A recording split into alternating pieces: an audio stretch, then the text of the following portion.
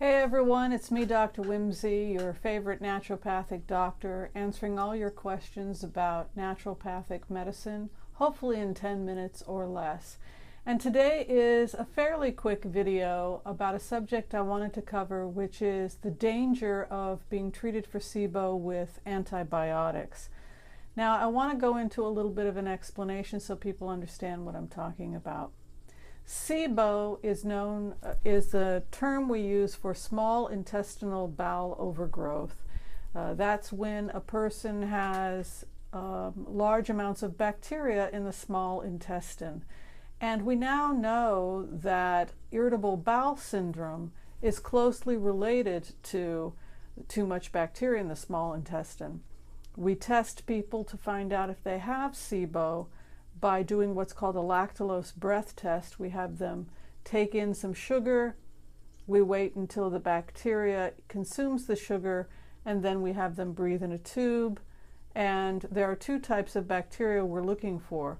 We're looking for methane producing, and we're also looking for hydrogen producing.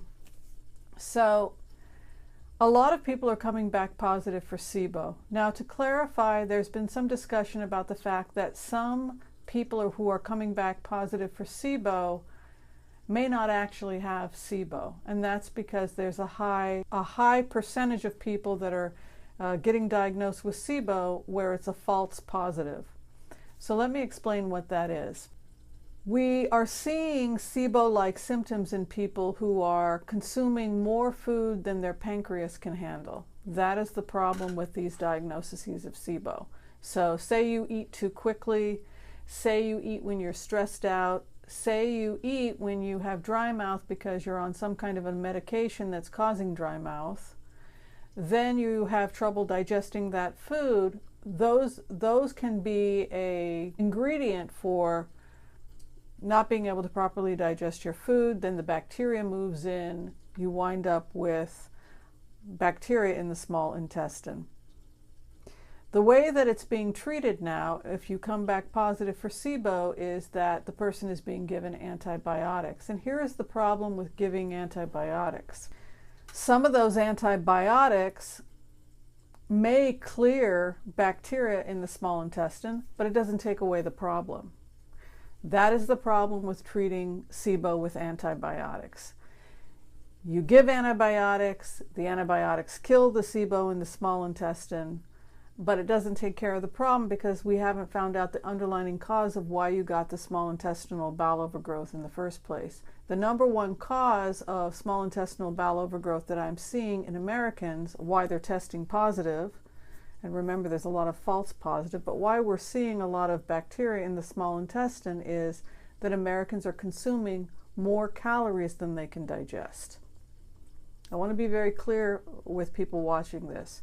One of the main reasons we're seeing false positives, digestive upset, and false positives on SIBO test, from what I'm seeing in my office, is that Americans are simply consuming more calories than they can digest. So what happens is they eat the food, they may eat too quickly, they may eat more food than they can digest reasonably. Your pancreas can only produce so many digestive enzymes at any one sitting. The partially digested food that wasn't properly digested makes its way to the small intestine where the bacteria go to town on it. So the underlying cause, which was eating too quickly or eating too much food, wasn't addressed, and so the person goes right back to getting SIBO again. Meanwhile, we keep giving them antibiotics. Here is the problem, the second problem with giving too much antibiotics. I'm now seeing people who have had multiple treatments with antibiotics because of these SIBO diagnoses now having problems in the colon. The colon is further down. You've got the small intestine, and then you've got the large intestine. Now, the large intestine is supposed to be filled with bacteria. The bacteria are there helping you break down cellulose, helping you produce vitamin K. It serves helping your immune system.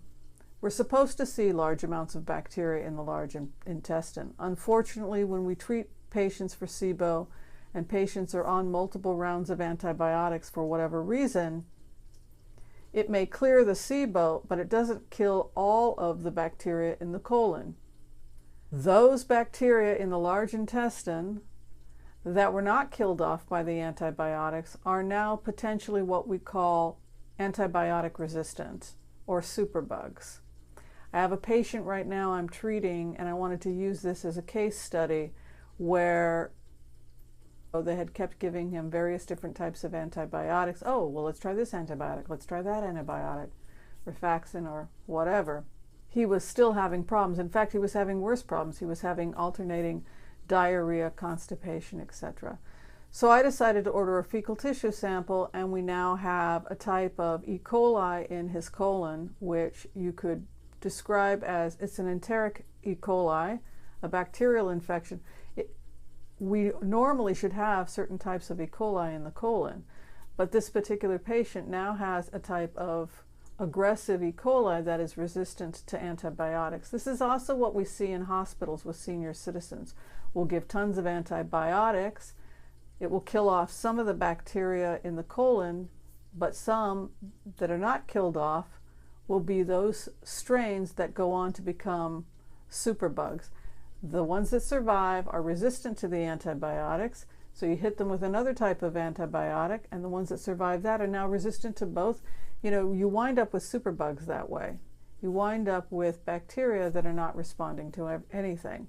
And so because we dealt aggressively with the SIBO with antibiotics, rather than the underlying cause, which was that the patient was simply eating too quickly and too much food, maybe we had a false positive. Maybe the patient just had a lot of bacteria and upset in the small intestine because they're eating too much.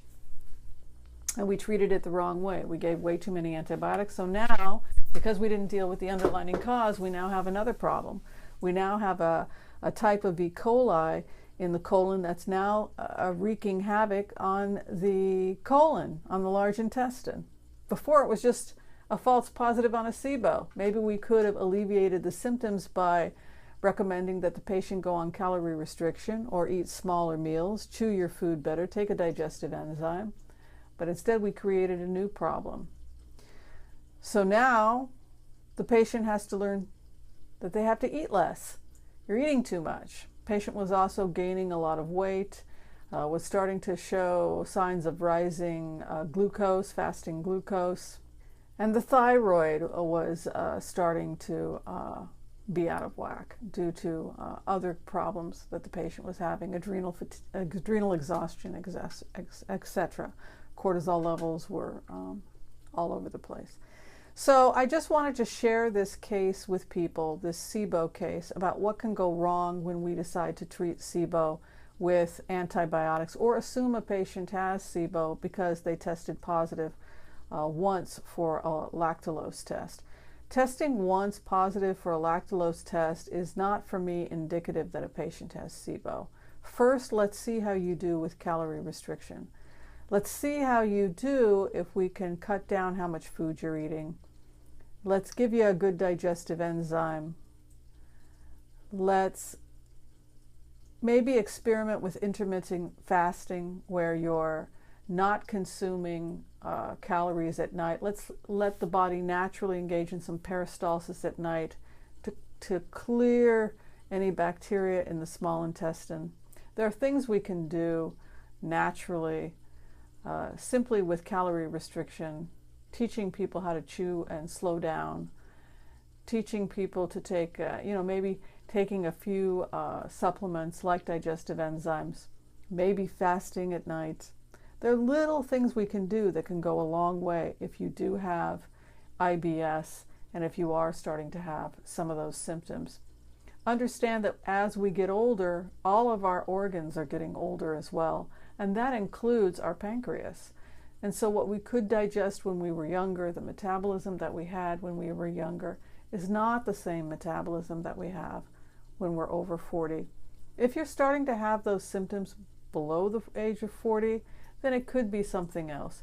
It could be SIBO, it could be stress, it could be H. pylori, that we're looking at another problem entirely different.